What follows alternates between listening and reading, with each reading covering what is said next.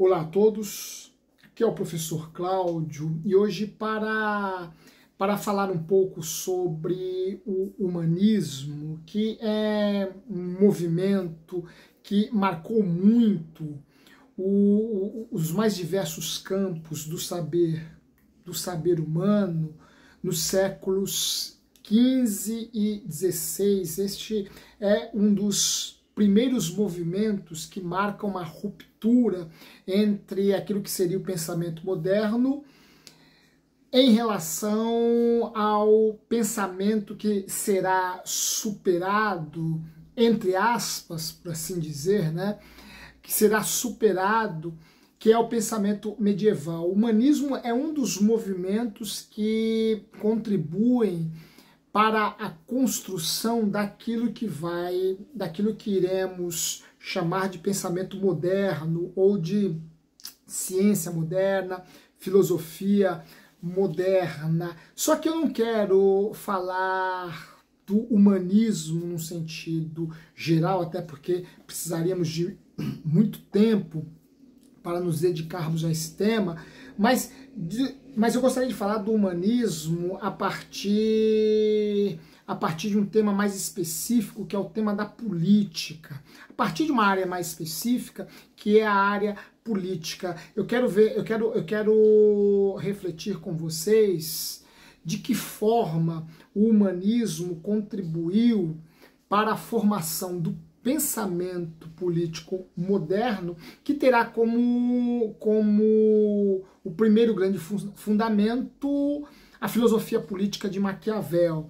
Maquiavel será o grande pensador, o primeiro grande pensador daquilo que entendemos como política. Nós devemos a nossa compreensão de política a Maquiavel, e neste vídeo nós veremos o quanto que o pensamento político de Maquiavel está alinhado ao espírito humanístico que vai se desenvolvendo nos séculos XIV, nos séculos XV e XVI. É sobre a influência do humanismo no pensamento político de Maquiavel que eu vou tratar com vocês hoje, neste nosso vídeo. Mas antes eu quero convidá-los a se inscreverem em nosso canal, a nos ajudar na divulgação deste espaço. Este é um espaço por meio do qual nós divulgamos conhecimento, nós levamos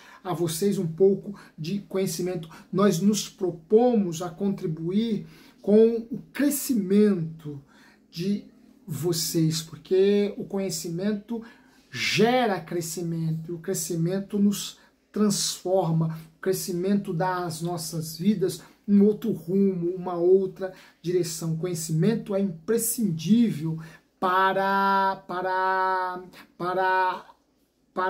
a nossa existência de forma geral, de forma ampla. O conhecimento nos transforma, o conhecimento amplia os nossos horizontes de vida, os nossos horizontes de mundo. E, portanto, você que acredita, sabe, tem plena convicção da importância do conhecimento na vida de uma pessoa, nos ajude na divulgação deste espaço, a fim de que nós possamos levar as lições aqui apresentadas a um número cada vez maior de pessoas. Bem, como eu já antecipei, o humanismo é uma corrente filosófico-literária, filosófico-estética que vai se formando nos séculos XV e XVI e que vai se colocando como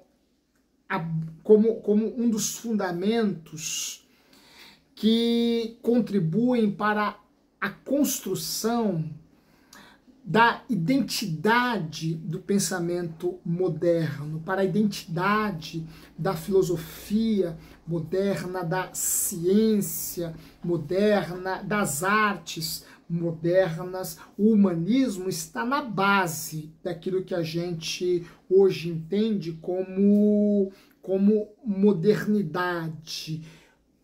O humanismo é um dos principais fundamentos desta modernidade. E o humanismo marca uma ruptura entre esta modernidade, entre esta filosofia, esta ciência, estas artes modernas, com aquilo que nós podemos chamar de filosofia medieval, ciência medieval, pintura medieval. Portanto, o humanismo é uma ponte que se coloca proporcionando a passagem do pensamento medieval para o pensamento moderno, embora estas categorias, estas classificações sejam classificações muito mais pedagógicas do que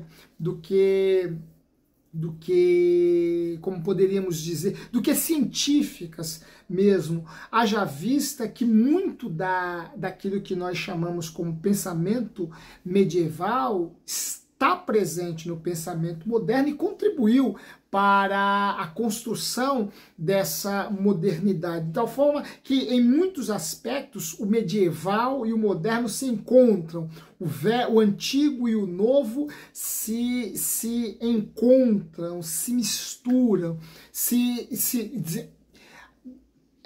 ocupam, por assim dizer, o mesmo espaço, né? Mas para entendermos melhor essa passagem histórica, este avanço histórico, nesta evolução histórica, recorremos aqui a estas categorias que são importantes. É bom que se diga, mas não podemos ser levados pela ingenuidade, por uma ingenuidade intelectual a ponto de afirmarmos que houve na modernidade uma ruptura absoluta com aquilo que era defendido na Idade Média. Essa ruptura absoluta não houve.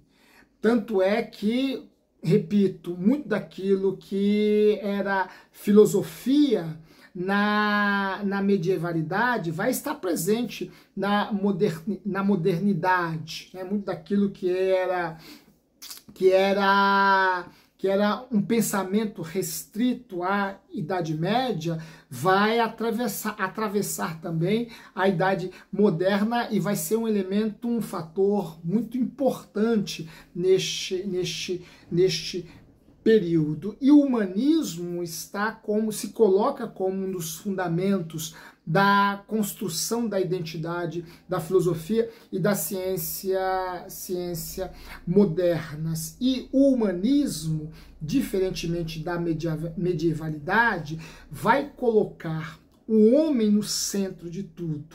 O pensamento medieval foi um pensamento teocêntrico por excelência, muito dominado pela influência da Igreja Católica de Roma.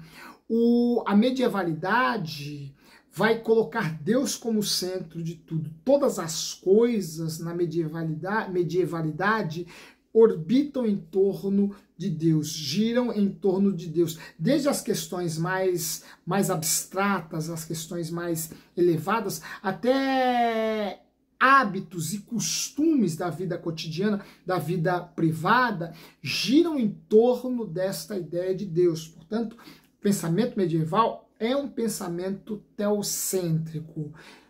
Já o pensamento moderno coloca o homem no centro do universo. Daí ele ser chamado de um pensamento antropocêntrico.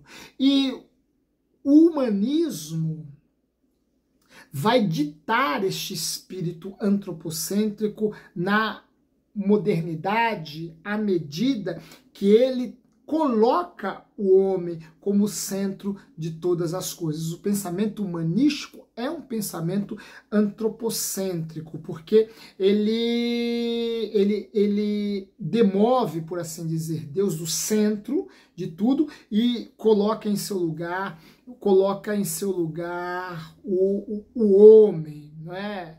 Ele vai colocar em seu lugar o homem, né? E ao colocar o homem no centro de todas as coisas, o humanismo vai valorizar áreas, aspectos que dizem respeito de forma muito mais direta e imediata ao homem, aspectos ou áreas que na medievalidade ficavam no segundo plano, porque não eram aspectos que se relacionavam diretamente com Deus, não eram aspectos que reportavam o indivíduo diretamente a Deus.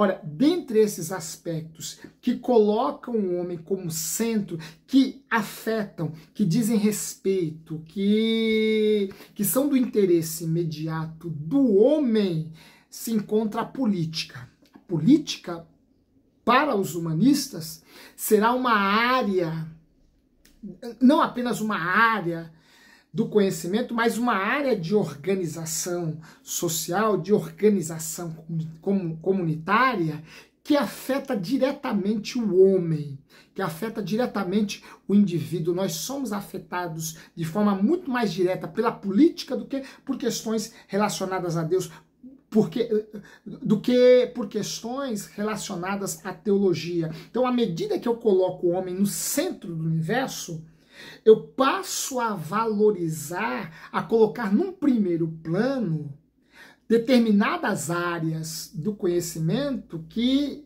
afetam diretamente o homem, né? Vejam,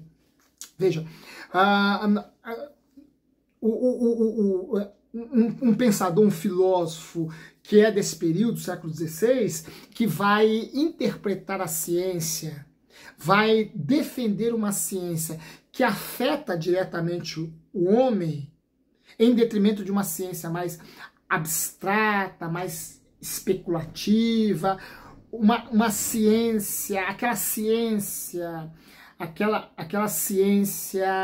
mais teórica que prática, como a metafísica. Foi Francis Bacon. Francis Bacon, em seu órgão, ou em seu novo órgão, vai defender uma ciência que seja uma ciência que seja muito mais ativa que contemplativa, porque esta ciência ativa é aquela ciência que tem a capacidade de mudar a vida do indivíduo agora. Diferentemente de uma ciência contemplativa, como a metafísica, que se refere a questões extremamente abstratas e especulativas, cujo conhecimento em nada vai mudar, alterar a vida do indivíduo. Em seu lugar, Francis Bacon vai defender uma ciência ativa. Por quê? Porque é a ciência que tem o poder de mudar a vida do indivíduo, de dar um rumo novo e diferente à vida do indivíduo. Vejam o quanto que o indivíduo, o homem, passa a ser a base desta nova ciência, desta nova filosofia e também da política. Por quê? Porque a partir do humanismo, inicia-se um movimento que vai colocar num primeiro plano aspectos que se referem imediatamente, diretamente ao homem e que na Idade Média foram colocados num plano menor, num plano inferior, num segundo plano. Por quê? Porque Deus era o centro de tudo, Deus estava no centro de todas as coisas. E é nesse sentido que a política vai adquirir uma importância que na medievalidade foi secundarizada. Ora, houve uma política, um pensamento político na medievalidade? Houve. Entretanto, este pensamento político não estava fundamentado no bem-estar do indivíduo, mas estava fundamentado em Deus.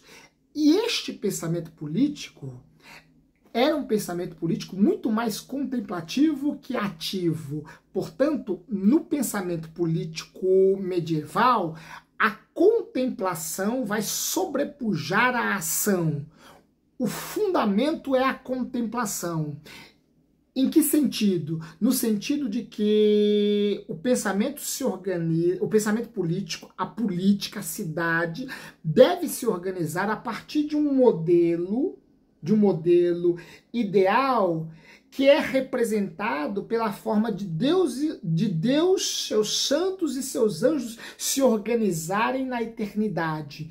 Então, o pensamento político medieval era um pensamento estritamente contemplativo, porque ele partia do pressuposto de que havia um modelo de ordem, de organização metafísico, fundamentado em Deus, e que servia como espelho para as organizações humanas, para as organizações citadinas. Então, a cidade, a polis, retomando aqui uma expressão grega que deu origem à nossa palavra política, a polis, a cidade dos homens, deve se espelhar na cidade de Deus, no modelo de governo divino, no qual Deus se coloca como um monarca absoluto, um grande monarca,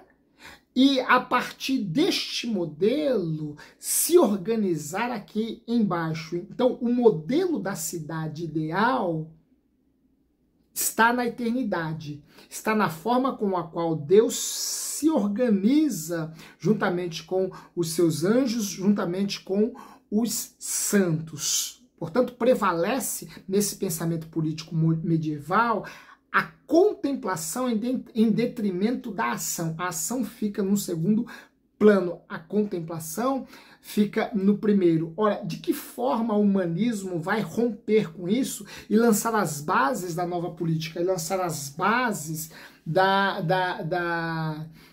política moderna, invertendo essa ordem? Não mais a contemplação será o fundamento da política, mas a ação. A política vai se tornar, por excelência, uma arte ou uma ciência da ação. Os homens políticos são homens ativos e não mais contemplativos. Daí, nesta nova ordem social, nesta nova organização citadina, nessa nova organização da cidade, o agente público, e Maquiavel foi um agente público, o indivíduo público, o indivíduo político, ser muito mais relevante do que o monge. Por quê? Porque o monge é o indivíduo da contemplação, é o indivíduo da meditação, é o indivíduo que se tranca no mosteiro e se debruça sobre os pergaminhos, sobre os livros, e intercala momentos de estudo com momentos de oração, com momentos de reza, com momentos de meditação, com momentos de reflexão. Ora, nesta cidade moderna, neste mundo moderno, o monge passa a adquirir uma importância, um lugar de menor importância. Em seu lugar surge o indivíduo político, porque o indivíduo político não é o indivíduo da contemplação, é o indivíduo da ação, é o indivíduo que faz, é o indivíduo que age no mundo. Portanto, a ação se torna um dos fundamentos da política, um dos elementos essenciais da política. E à medida em que a cidade se torna o lugar deste indivíduo político e, portanto, o indivíduo ativo, já não há tanto lugar, tanto espaço nesta nova cidade para a providência divina. Portanto, se a política é o lugar da ação do indivíduo ativo, Este indivíduo ativo passa a ocupar um lugar que até então era o lugar do Deus providencial, ou seja, do Deus que interage na história humana, lhe dando outro rumo, lhe dando outro sentido, lhe mostrando uma outra direção, um outro caminho. À medida em que que o indivíduo político passa a ter um protagonismo no espaço da cidade, o lugar para a providência divina, o espaço para a providência divina vai se tornando um espaço mais restrito, um espaço menos necessário. Por quê? Porque agora eu posso confiar no agente público, no indivíduo político,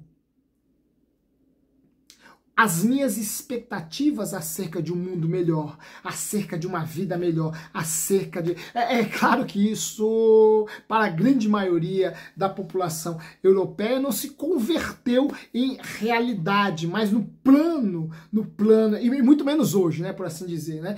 Mas no plano da abstração, no plano do pensamento, no plano da teoria, é este movimento que vai surgindo, é este movimento que vai se desdobrando, em vez agora de esperar em Deus que interaja na minha história e lhe dê outro sentido, eu passo a confiar,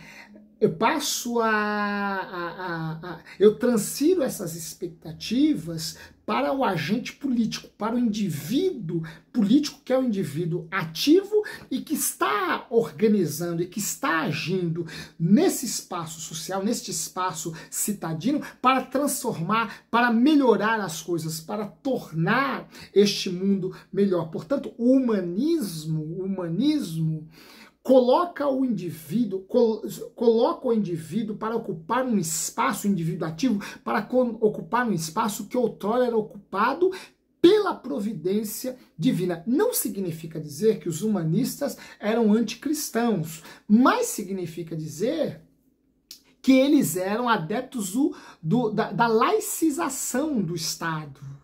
Da laicização. Por quê? Porque à medida em que o Estado se torna um espaço liderado, chefiado por este indivíduo político, por este indivíduo ativo, esse espaço se torna um espaço laico, porque já não é o espaço natural de Deus, já não é um espaço dominado por Deus, já não é um espaço no qual Deus é o protagonista. Deus aqui tem o seu lugar substituído pelo indivíduo político.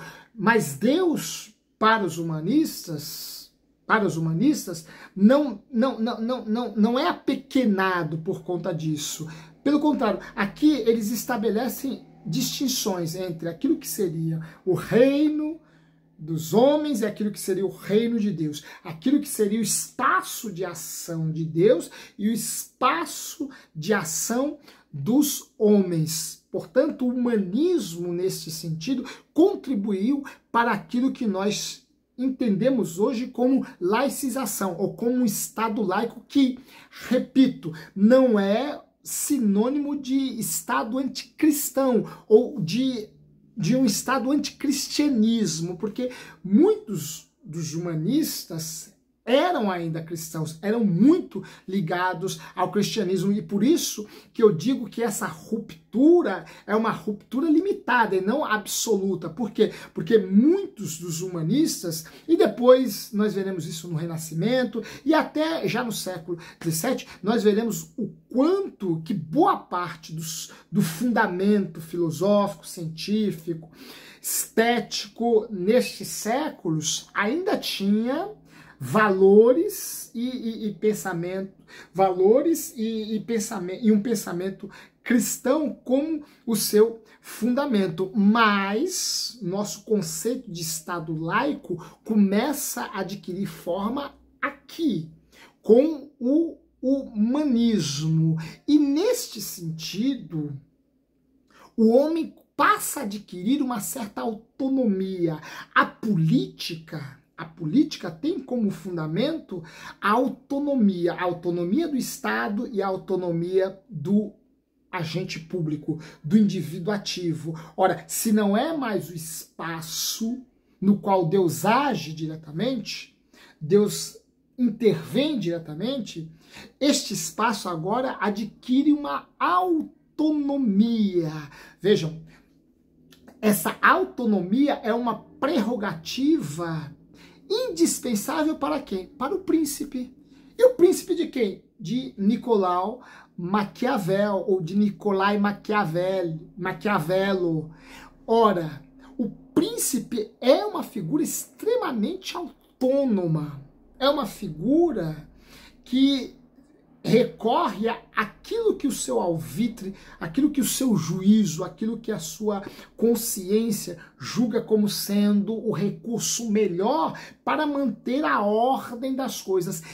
Inclusive, se preciso for, recorrer à força. A força será o grande instrumento do príncipe para que ele estabeleça, para que ele mantenha a ordem. E a força aqui é uma correspondência mais específica na ação, no exercício do poder do príncipe, daquilo que os humanistas vão entender como ação. Ora, o que os humanistas vão entender como ação de forma mais geral, porque o cientista também é um indivíduo ativo, o artista é um indivíduo ativo, o poeta é um indivíduo ativo, o político também será um indivíduo ativo. E a ação por excelência do político, do indivíduo ativo, será a força.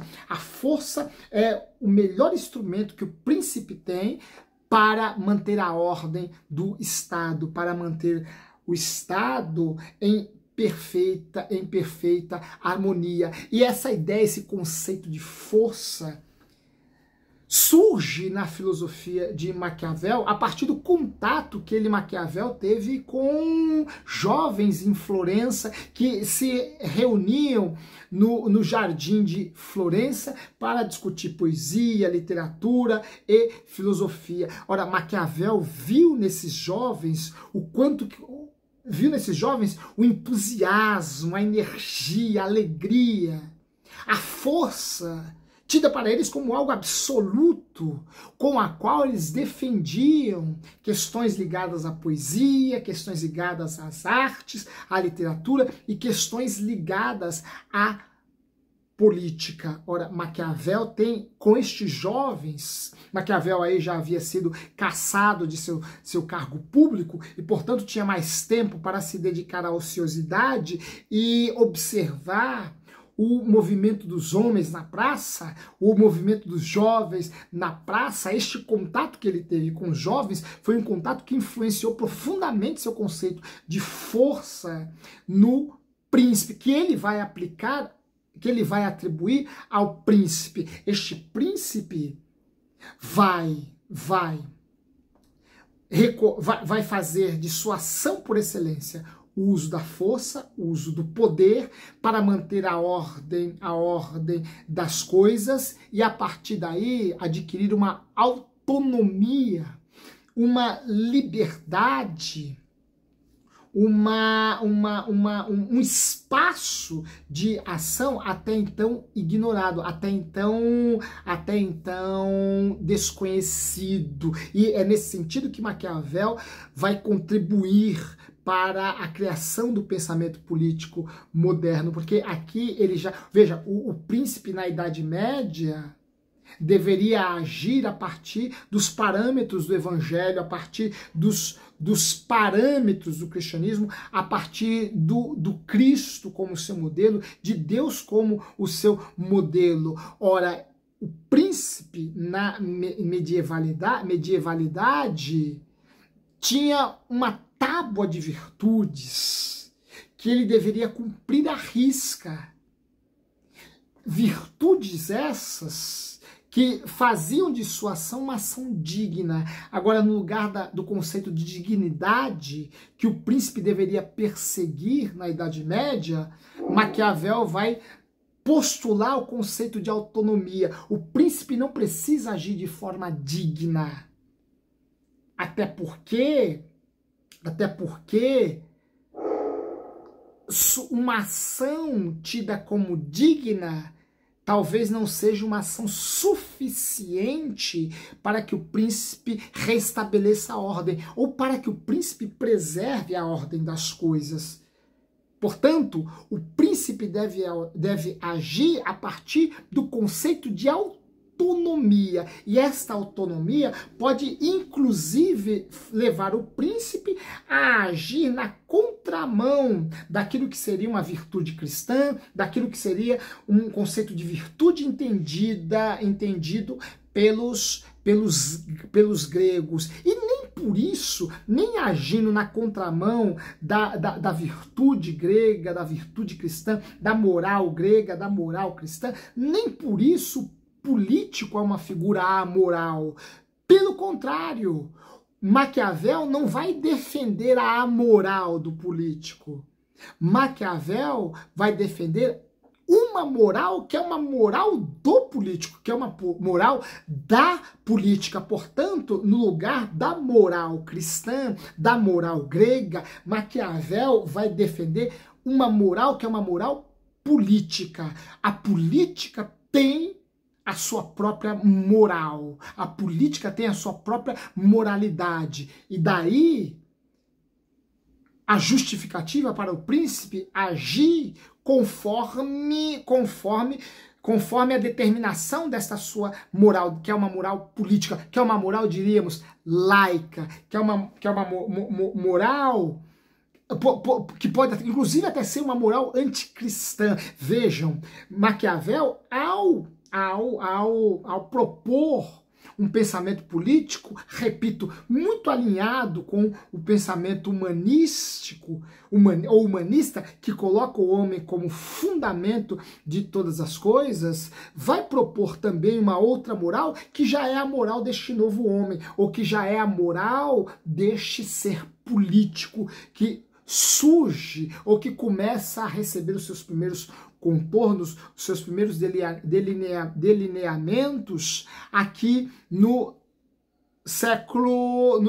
final do século XV e no início do século XVI. Portanto, nós vemos aqui o quanto que o pensamento político de Maquiavel, a colocar o príncipe como centro de todas as coisas, de tal modo que o uso da sua força é um uso justificável, que o exercício do poder é um exercício justificável, e que o príncipe tem uma autonomia e uma liberdade que ele não tinha na Idade Média, haja vista que as suas ações, as suas práticas deveriam estar condicionadas aos parâmetros da igreja, aos parâmetros do cristianismo. Aqui, Maquiavel, muito influenciado pelo humanismo, vai dissociando o Estado da igreja, vai dissociando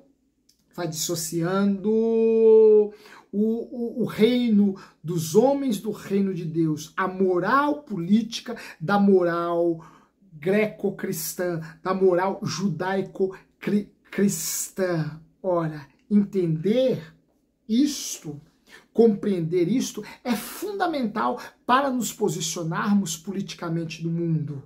Ora, hoje nós vemos o quanto que a igreja está imiscuída novamente na política, principalmente devido ao advento dessa extrema-direita, desse pensamento mais conservador, e o que nós vemos normalmente são bravatas cegas, são defesas cegas, promovidas por gente que conhece minimamente pensamento político, que conhece minimamente o processo ou os processos que servem como organização da vida pública, organização da vida comum, organização da vida societária. Ora, nós devemos estudar, conhecer bastante, e em breve nós iremos iniciar aqui um curso de filosofia política. Nós devemos conhecer bastante filosofia política, pensamento político, ciência política, para pelo menos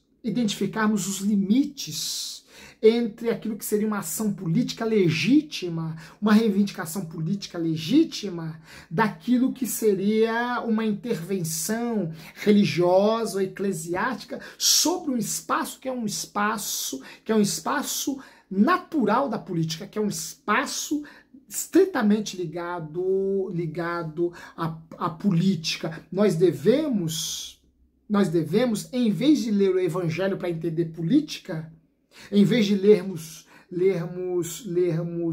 os nossos moralistas para entendermos política, fazermos como fez, por exemplo, Maquiavel e os humanistas, que para entender política foram ler quem? Foram ler os romanos, foram ler Cícero, foram ler Tito Livio, companheiros de viagem de Maquiavel, né? Companheiros de viagem de Maquiavel. Por quê? Porque estes pensaram a política pela política, ou seja, estes tinham a clareza daquilo que deveria ser um espaço natural da política. Ora, nesse espaço natural da política, repito, há lugar para o Evangelho, há lugar para o Cristo, há lugar para a religião. Entretanto, a religião, o Evangelho, o Cristo, não se impõe sobre a política, se impõe sobre a vida privada do indivíduo. Ora, como cristão, como leitor do Evangelho, o cristianismo, o Evangelho, tem o poder de afetar a minha vida privada. Entretanto, eu não posso fazer da minha relação com o Evangelho um cânon que deve se estender à política e se impor a toda a coletividade. Por quê? Porque, diferentemente da religião, que é uma questão de juízo pessoal, de juízo de alvitre subjetivo, de alvitre privado, a política já se refere à coletividade, já se refere à totalidade das pessoas que ocupam aquele espaço, aquele estado, aquela cidade. Portanto, com Maquiavel, nós aprendemos que um é o espaço da religião, outro é o espaço da política. E esses espaços devem estar bem distintos, a fim de que eles não se interfiram a ponto